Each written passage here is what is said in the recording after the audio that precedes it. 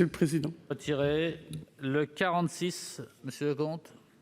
Nous proposons simplement de mettre en accord le texte avec l'actualité, la date exacte, les délais d'application du règlement européen relatif au certificat Covid-UE.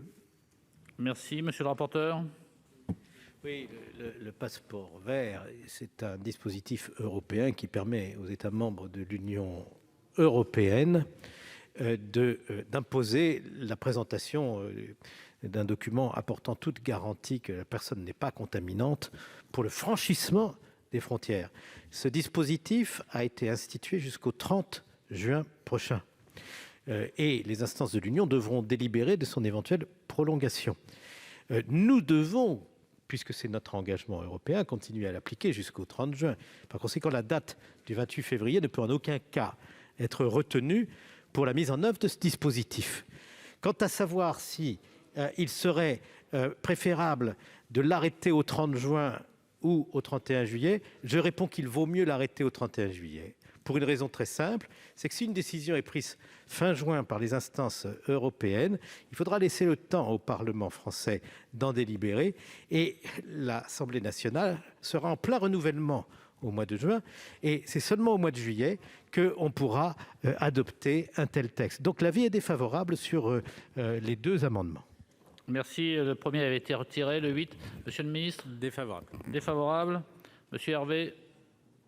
Oui, Monsieur le Président, l'amendement de notre collègue Lecomte me permet d'évoquer une question qui me paraît très importante et très opportun. Cet amendement permet au Stockholm de lancer le débat. Aujourd'hui, il y a des États dans le monde, je pense notamment à l'État d'Israël, qui vient de rouvrir ses frontières au tourisme, exige une double vaccination, sachant que la deuxième vaccination doit avoir moins de 6 mois. Ça veut dire qu'en réalité, le modèle qui va s'imposer naturellement, c'est le système européen. Et dans le système européen, vous verrez très vite que la 3e dose sera demandée pour simplement voyager dans le monde. Merci, Monsieur Lecomte.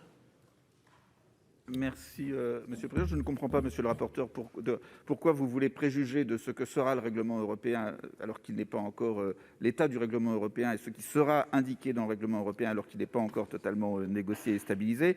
Et d'autre part, si j'aimerais que vous croyiez que le Parlement se réunira en février pour débattre éventuellement de la prolongation d'un certain nombre de mesures si elles sont nécessaires. Or là, vous avez l'air de dire que de toute façon, la prochaine fois que nous nous retrouverons sur le sujet, c'est le 31 juillet, c'est comme si vous aviez déjà cédé en CMP.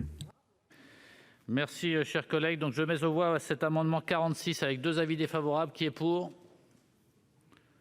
Qui est contre?